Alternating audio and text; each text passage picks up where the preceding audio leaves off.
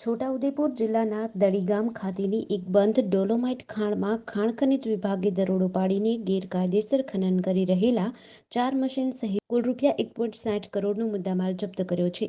છોટાઉદેપુર જિલ્લો આદિવાસી વિસ્તાર ઉપરાંત કુદરતી સંપત્તિ પણ ખૂબ ધરાવે છે. છોટાઉદેપુરમાં સરહદી ગામોમાં ડોલોમાઇટ પથ્થરની ખાણો વર્ષોથી આવેલી છે. આ ખાણોમાંથી કાઢવામાં આવેલું ખનીજ જુદી જુદી રીતે દેશ દુનિયામાં સપ્લાય થાય છે, ત્યારે આનો ફાયદો કેટલાક તકસાધુઓ લેતા હોય છે અને ગેરકાયદેસર ખનન કરીને રૂપિયા કમાઈ લેવાની તરકીબો શોધી કાઢે છે. આવી જ રીતે ચાલતા ખનન ઉપર છોટાઉદેપુર ખાણ ખનીજ વિભાગના ભૂસ્તરશાસ્ત્રી એને પટેલે ગાળિયો કસ્યો છે. છોટાઉદેપુરના દડી ગામે એક ડોલોમાઇટ ખનીજની ખાણ આવેલી છે, જે હાલ બંધ છે. તેમાં કેટલાક તત્વો દ્વારા ગેરકાયદેસર રીતે ખનન કરતા હોવાની બાતમી મળતા ખાણ ખનીજના ભૂસ્તરશાસ્ત્રી એને પટેલે પોતાની ટીમને સૂચના આપીને આ ખાણ ઉપર દરોડો પાડ્યો હતો. ઉત્તરાખંડમાં હલ્દવાની મ્યુનિસિપલ કોર્પોરેશને ગુરુવાર 8 ફેબ્રુઆરીએ બુલડોઝર વડે શહેરમાં બનેલી મદ્રેસાને તોડી પાડી હતી. અહીં નમાઝ પડવા માટે એક ઇમારત બનાવવામાં આવી હતી, એને પણ બુલડોઝરથી તોડી પાડવામાં આવી, જેનાથી રોષે ભરાયેલા લોકોએ મહાનગરપાલિકાની ટીમ પર હુમલો કર્યો હતો. તોફાનીઓએ બનભુલપુરા પોલીસ સ્ટેશનને ચારે બાજુથી ઘેરી લીધું અને પથ્થરમારો કર્યો હતો. અનેક વાહનોની આગ પણ ચાંપી દીધી હતી. ટ્રાન્સફોર્મરમાં પણ આગ લાગી હતી, જેના કારણે આ વિસ્તારમાં વીજ પુરવઠો ઠપ થઈ ગયો હતો. હિંસામાં 4 લોકોના મોત થયા છે. 100 પોલીસકર્મી ઘાયલ થયા હતા. ડીએમએ વનભુલપુરામાં કર્ફ્યુ લગાવી દીધો છે અને તોફાનીઓને જોતા જ ગોળી મારવાનો આદેશ આપ્યો છે. સુરક્ષાના કારણોસર અર્ધલશ્કરી દળની 4 કંપની અને પીએસસીની 2 કંપની તહેનાત કરવામાં આવી છે. મુખ્યમંત્રી પુષ્કરસિંહ ધામીએ કહ્યું, કોર્ટના આદેશ પર અતિક્રમણ હટાવવામાં આવ્યું હતું. અમદાવાદમાં અસામાજિક તત્વોને પોલીસનો ડર ન હોય તેમ પૂર્વ વિસ્તારમાં એક યુવાન બેફામ રીતે રિક્ષા ચલાવતો હતો. રિક્ષામાં બેઠેલા અન્ય 2 શખ્સ લટકીને ખુલ્લેઆમ છરી બતાવીને લોકોમાં ડરનો માહોલ ઊભો કર્યો હતો. આ અંગેનો વિડીયો સોશિયલ મીડિયામાં વાયરલ થયો હતો, જે અંગે પોલીસને જાણ થતાં ટ્રાફિક પોલીસે ગુનો નોંધીને 3 આરોપીઓની ધરપકડ કરી છે. વિડીયોમાં જોવા મળી રહ્યું છે કે રિક્ષા ચાલક પૂરઝડપે સર્પાકાર રિક્ષા એક ટ્રેક્ટર અને મિની ટેમ્પોની વચ્ચેથી જોખમી રીતે ઓવરટેક કરે છે. બાદમાં આગળ જતા રિક્ષામાં પાછળ બેઠેલા 2 શખ્સ બહાર લટકીને છરી બતાવી રહ્યા છે. બંને શખ્સ છરી બતાવી લોકોમાં ડરનો માહોલ ઊભો કરતા હોય તેવું જોવા મળે છે. નાણામંત્રી નિર્મલા સીતારમણે ગુરુવારે લોકસભામાં ભારતીય અર્થવ્યવસ્થા પર 59 પાનાનું શ્વેતપત્ર રજૂ કર્યું હતું, જેમાં કહેવામાં આવ્યું છે કે 2014માં જ્યારે મોદી સરકારે સત્તા સંભાળી ત્યારે અર્થવ્યવસ્થા નાજુક હતી, આર્થિક ગેરવહીવટ અને ભ્રષ્ટાચાર હતો. શ્વેતપત્ર મુજબ યુપીએ સરકારના રોકાણના નિરુત્સાહ વાતાવરણે સ્થાનિક રોકાણકારોને વિદેશોમાં તકો શોધવા માટે પ્રેરિત કર્યા હતા. વારંવાર નીતિગત ફેરફારોના કારણે ઉદ્યોગપતિઓ રોકાણ કરવા ઇન્ડોનેશિયા અને બ્રાઝિલ જેવા દેશો તરફ વળ્યા. 2014માં જ્યારે મોદી સરકાર આવી ત્યારે તેણે કઠિન નિર્ણય લીધો, જેનાથી અર્થવ્યવસ્થા પાટા પર આવી. દેશની અર્થવ્યવસ્થા હવે વિશ્વની 5 નાજુક અર્થવ્યવસ્થામાંથી એક બનીને ટોચની 5 અર્થવ્યવસ્થામાં આવી ગઈ છે. અમારો ઉદ્દેશ 2047 સુધીમાં ભારતને વિકસિત રાષ્ટ્ર બનાવવાનો છે. જામનગર નજીક મોટી ખાવડી પાસે રિલાયન્સ મોલમાં ગત રાત્રે 10 વાગ્યાની આસપાસ ભીષણ આગ લાગી હતી, જે આજે વહેલી સવારે 5 વાગ્યે 30થી વધુ ફાયર ફાઇટરની મદદથી કાબૂમાં લેવાઈ હતી. આગ એટલી વિકરાળ હતી કે દૂર સુધી ધુમાડાના ગોટા જોવા મળ્યા હતા. આગની ઘટનાની જાણ થતાં જામનગરથી ફાયર ફાઇટરની ટીમ રવાના થઈ હતી, જે બાદ જરૂર જણાતા અન્ય જિલ્લામાંથી પણ ફાયરની ટીમો આવી હતી. વિકરાળ આગ હોવાના કારણે મોલની અંદર અને બહારના રસ્તા પર દોડધામ મચી હતી. મોલની નજીક જ જામનગર ખંભાળિયા હાઈવે હોવાથી ત્યાં ટ્રાફિક જામ સર્જાય નહીં તે માટે પોલીસ કાફલો તહેનાત કરાયો હતો. રિલાયન્સ ઇન્ડસ્ટ્રીઝના ચેરમેન મુકેશ અંબાણીના પુત્ર અનંત અંબાણી પણ રાત્રે ઘટના સ્થળે પહોંચ્યા હતા અને નિરીક્ષણ કર્યું હતું. લગ્નની લાલચમાં ઘણા યુવાનો લૂંટેરી દુલ્હનનો ભોગ બની રહ્યા છે, ત્યારે જૂનાગઢના કેશોદનો એક યુવાન પણ લગ્ન કરીને છેતરાયો હતો. કેશોદના યુવાન દુર્ગેશને મહારાષ્ટ્રની લલિતાએ લગ્ન કરીને લાખોનો ચૂનો ચોપડ્યો હતો. 2.5 લાખ આપીને લલિતા સાથે લગ્ન કર્યા હતા, જે બાદ તેને કેશોદ લાવ્યો હતો, જ્યાં સ્માર્ટફોન, દાગીના સહિત રૂપિયા આપ્યા હતા.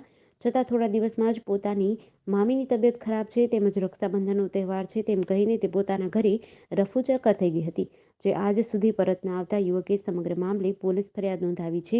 કેશોદના ચુનાભઠ્ઠી રોડ પર રહેતા અને ફ્રૂટની લારી ચલાવતો યુવાન મહારાષ્ટ્રની મહિલા સાથે લગ્ન કરીને છેતરાયો હતો. દુર્ગેશ ધામેચા નામના 33 વર્ષના યુવાનના લગ્ન ન થતાં ઘનશ્યામ અને રૂપેશ ધામેચા નામના 2 વ્યક્તિઓએ પૂર્વ આયોજિત કાવતરું રચીને દુર્ગેશને લગ્નની લાલચ આપીને ફસાવ્યો હતો.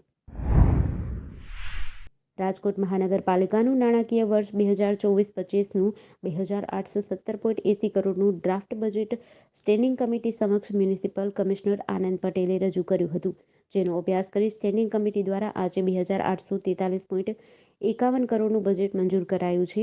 લોકસભા ચૂંટણીને ધ્યાનમાં રાખીને મનપા કમિશનર દ્વારા 17.77 કરોડનો કરબોજ જનતા પર મૂકવામાં આવ્યો હતો, જેને ફગાવી દઈ કરબોજ મુક્ત બજેટ રજૂ કરાયું છે.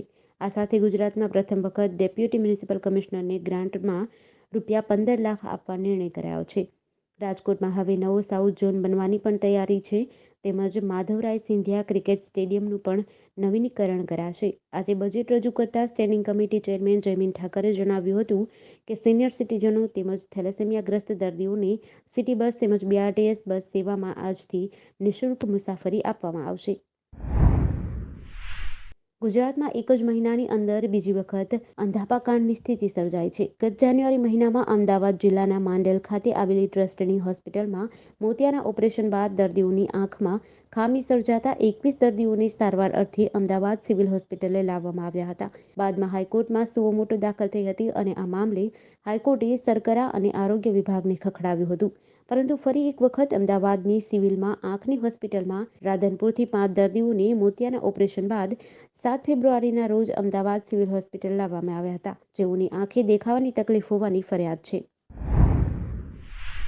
2024ની લોકસભા ચૂંટણીને લઈને અમરેલી જિલ્લાના ચૂંટણી પ્રચારની કામગીરીઓ શરૂ કરવામાં આવી છે. કાર્યકરોને ગ્રાઉન્ડ ઉપર તૈનાત કરતા ભારતીય જનતા પાર્ટીનું ગાંવ ચલો અંતર્ગત અભિયાન અમરેલી ખાતે ભાજપ કાર્યાલય દ્વારા પ્રેસ જાહેર કરી માહિતી જાહેર કરવામાં આવી, જેમાં ગાંવ ચલો અભિયાન શરૂ કરાયું છે, જેમાં 24 કલાક કાર્યકરો બૂથ વિસ્તારમાં રાત્રિના રોકાણ કરશે અને આ દરમિયાન બૂથ સમિતિ, પેજ સમિતિઓ, સમાજના અગ્રણીઓ, પછાત લોકો સહિત વરિષ્ઠ અગ્રણીઓને રૂબરૂ મળી નરેન્દ્રભાઈની વાતો, કરેલા કામો અંગે ચર્ચાઓ કરવામાં આવશે.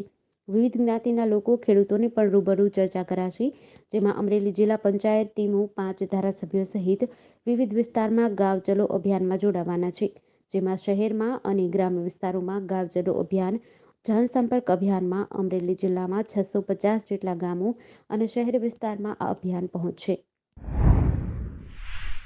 જૂનાગઢ રેન્જ આઈજી અને SP હર્ષદ મહેતા દ્વારા ગેરકાયદેસર ચાલતી પ્રવૃત્તિને નાબૂદ કરવા જૂનાગઢ પોલીસને સૂચના આપી હતી, જેને ધ્યાને લઈ જૂનાગઢ SOG દ્વારા સઘન પેટ્રોલિંગ હાથ ધરાયું હતું. ત્યારે જૂનાગઢ SOGના incharge PI SS Solanki, ASI MB Kuvadiya તથા police head constable AC Vanke બાતમીના આધારે 2 કિલો ગાંજા સાથે 2 ઇસમની ધરપકડ કરી હતી. જૂનાગઢ SOG સ્ટાફને ગાંજા સાથે 2 ઇસમો ભવનાથથી ગિરનાર જતી સીડી પર આવવાના છે તેવી બાતમી મળી હતી. તેના આધારે ભવનાથ મંદિર તરફથી બાઇક લઈ આવતા જયેશ રામજી ઘોસિયા અને મુકેશ ગિરી સંન્યાસી સાધુને 2 કિલો ગાંજો, જેની કિંમત ₹20,270, મોબાઈલ ફોન, બાઇક મળી કુલ ₹45,470ના મુદ્દામાલ સાથે ઝડપી પાડ્યા હતા. ઉત્તર અને મધ્ય ભારતના રાજ્યોમાં ઉત્તરીય પવનોના કારણે ઠંડી વધી છે. હવામાન ચોખ્ખું છે, પરંતુ ઠંડા પવનના કારણે લોકો ઠંડી અનુભવી રહ્યા છે. છત્તીસગઢના કેટલાક વિસ્તારોમાં વરસાદ પડ્યો છે. મધ્યપ્રદેશમાં દિવસ અને રાત્રિ દરમિયાન ઠંડો પવન ફૂંકાઈ રહ્યો છે. ઘણા શહેરોમાં દિવસ અને રાત્રિના તાપમાનમાં 2 થી 3 ડિગ્રીનો ઘટાડો થયો છે. પંજાબ, હરિયાણામાં દિવસો ગરમ છે, પરંતુ રાત્રે ઠંડી છે. હિમાચલમાં કેટલાક વિસ્તારોમાં હળવી હિમવર્ષા થઈ છે, જે આજે પણ ચાલુ રહી શકે છે. સંવેદનશીલ પર્વતીય વિસ્તારોમાં હિમપ્રપાતનું જોખમ સતત વધ્યું છે. જલોડી પાસ, અટલ ટનલ, રોહતાંગ, ધુંધી, સોલંગ નાલા અને પલચાન સાથે લાહોલ ઘાટીમાં પડેલ ભારે હિમવર્ષાના કારણે પ્રશાસને આઇસબર્ગ ધસી પડવાનું એલર્ટ જાહેર કર્યું છે.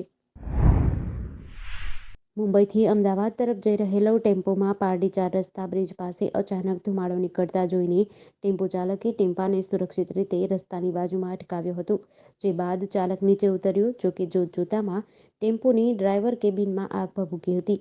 ઘટનાની જાણ થતાં સ્થાનિકો અને રાહદારીઓ તાત્કાલિક પારડી ફાયર વિભાગની ટીમ અને પારડી પોલીસને બોલાવ્યા હતા. ફાયરની ટીમે ટેમ્પોની ડ્રાઈવર કેબિનમાં લાગેલી આગ ઉપર કાબૂ મેળવવા પ્રયાસ હાથ ધર્યા હતા. પારડી બ્રિજ ઉપર ટેમ્પોમાં આગ લાગી હોવાની જાણ આજુબાજુમાં રહેતા લોકોને થતાં તાત્કાલિક ટેમ્પો ચાલકની મદદે આવ્યા હતા. સ્થાનિક લોકોએ આગની ઘટનાની જાણ પારડી ફાયર વિભાગને કરી હતી.